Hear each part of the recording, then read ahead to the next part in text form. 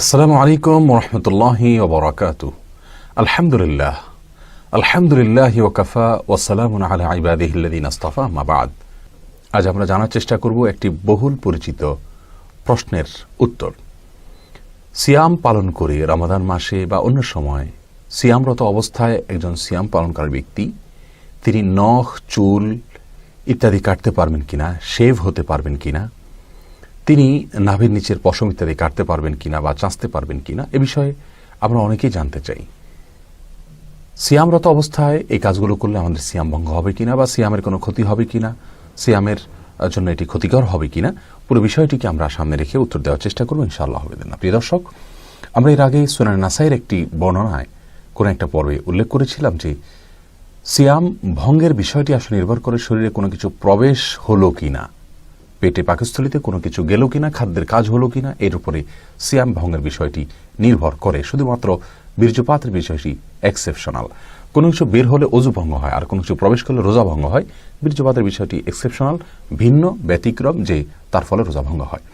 আমরা দেখি নখ, চুল ইত্যাদি কাটলে বা শেভ হলে, অথবা আপনার নাভির নিচের কোনো পশম ইত্যাদি যদি কেউ কেটে থাকেন বা চেঁচে থাকেন, তাহলে এগুলো শরীরে কোনো কিছুকে প্রবেশ করায় না, যার কারণে এগুলো সিয়াম ভঙ্গ হওয়ার কোনো কারণ হতে পারে না। এর বাইরেও সুস্পষ্টভাবে এ বিষয়ে ফতোয়া দেখতে পাই আমরা। অনেক বড় বড় বিজ্ঞ ফকিগণ এবং মুফতিগণ সারা পৃথিবীতে ফতোয়া দিয়েছেন। তার ভিতরে সৌদি আরবের সাবেক গ্র্যান্ড মুফতি আব্দুল আজিজ বিন আব্দুল্লাহ বিন বাজ রাহমাহুল্লাহ তিনি ফতোয়া দিয়েছেন যে চুল, নখ ইত্যাদি কাটলে সিয়াম ভঙ্গ হবে না। দাড়ি শেভ করা এটা এমনিতে হারাম কাজ, কোনো মুসলমানের জন্য জায়েজ নাই, সেটা রমজান মাসেও না, রমজানের বাইরেও না। তবে যদি কেউ করেন এর ফলে তার সিয়াম ভঙ্গ হবে না। নাভির নিচের পশম ইত্যাদি শরীরের অবাঞ্ছিত লোম, এগুলো যদি আমরা কোনোভাবে রিমুভ করি, কাটি বা চাঁচি, তাহলে সেক্ষেত্রে এটাও আমাদের সিয়াম ভঙ্গের কোনো কারণ হবে না।